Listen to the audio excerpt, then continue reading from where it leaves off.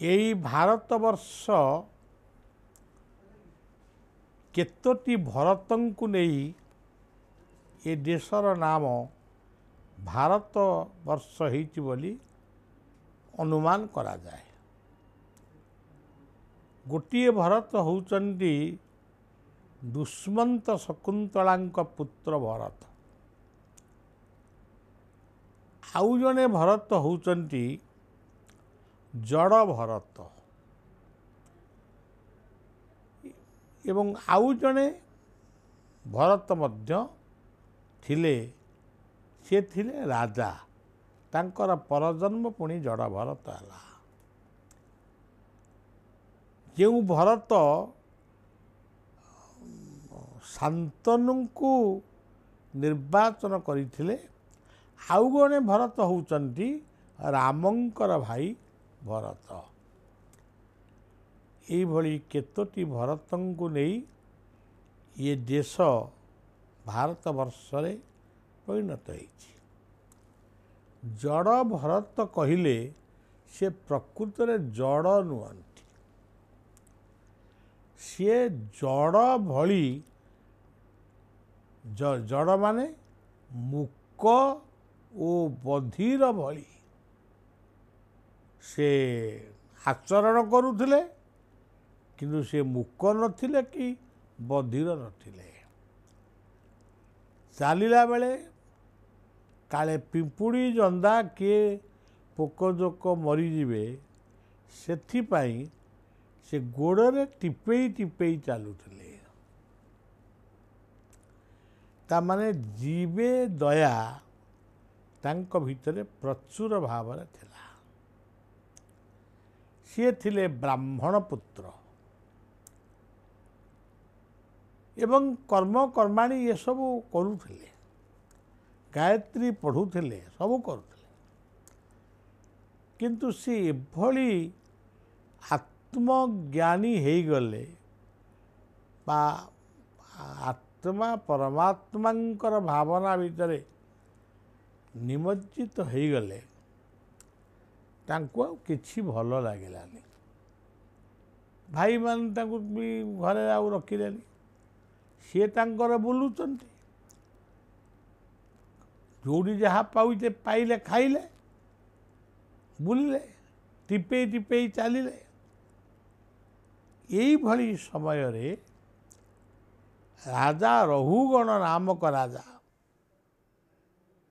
से सवारी रे बसी से गोटे स्थान रु आउ गोटे स्थान को जाउथिले। राजा बसिचंती, चलिला बेले टिके गोटे लोकर अभाव पाइला। जेतिकी लोक कांधेइचंती आउ गोटे लोक दरकार, काहाकू से नेबे। देखिले यही लोकटी गोटा खाली कौन बुलुची, समस्ते भाविले यही लोकटा मोटा सोटा लोक अच्छी, खाली बुलुची, ताको धरी आण, कांधरे सवारी दियो, चलिबो। जेतेबेले यही जड़ भरतन को टाणी आनी सवारी को कांधरे लगेले, से किसी मना कलेनी, कारण निर्विकार, तांको पाखरे विकार नहीं, विचलितता नहीं। से कौन कले, कांधरे सवारी की रखिले सत, कि टिपेई टिपेई चलुचंती, काले कौन सी पोकजोक मरीजे। सवारीटी हलिला, हल्ला बेलू को राजा भी ता भीतर बसी हलिले, तांको मुंडटी बारंबार सवारी पटा धीरे बाजिला, क्षत विक्षत हेले, विरक्त ही कहले गले सवारी रख,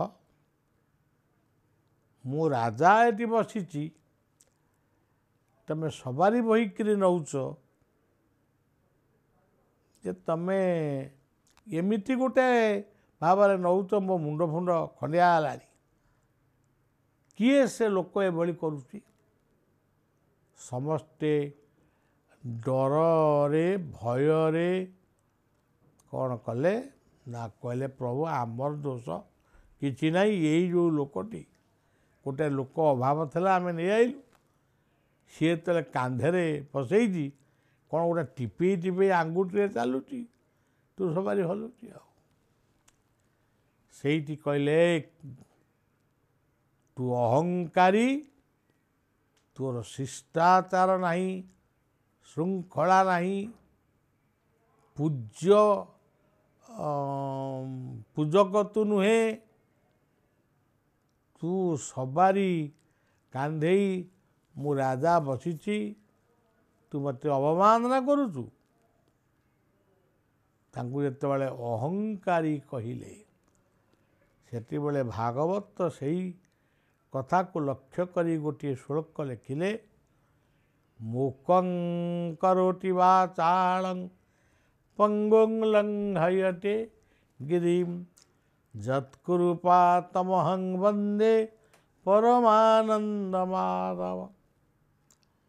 ସେ ଯାହାଙ୍କର ଦୟାରେ ମୂକ ବି କଥା କୁହେ, ସିଏ ହେଉଛନ୍ତି ଜଡ଼ଭରତ। ପଙ୍ଗୁଂ ଲଙ୍ଘୟତେ ଗିରିଂ, ସେ ହେଉଛନ୍ତି ଗରୁଡ଼ଙ୍କ ଭାଇ ଅରୁଣ। ସେଇଭଳି